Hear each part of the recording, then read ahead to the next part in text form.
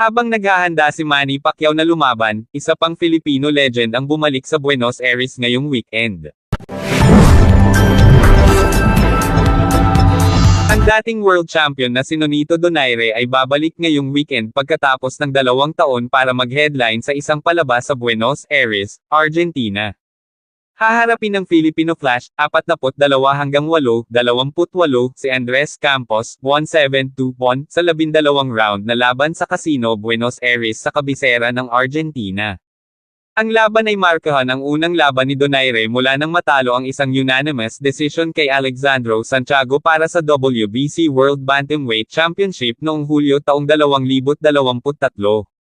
Pumasok si Donaire sa laban sa edad na 42 at natalo sa kanyang huling 2 laban, kay Santiago noong 2023 at kay Naoya Inoue noong 2022.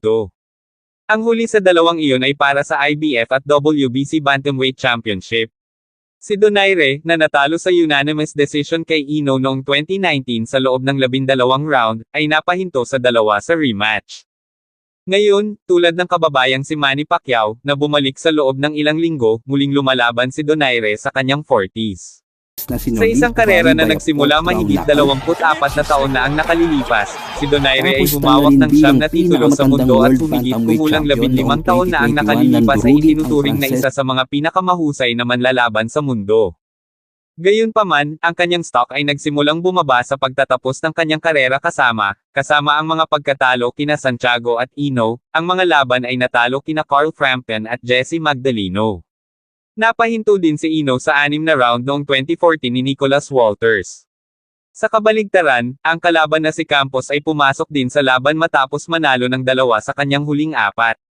Noong Abril, pinahinto niya si Jimson Garcia sa 3 round at nanalo siya sa pamamagitan ng knockout sa Australia laban kay Ben Ligas noong 2023. Kasabay ng 2 panalo na iyon ay ang tabla laban kay Edinson Martinez noong Mayo noong nakaraang taon at pagkatalo noong Oktubre sa pamamagitan ng pagpapahinto kay Joselito Velasquez.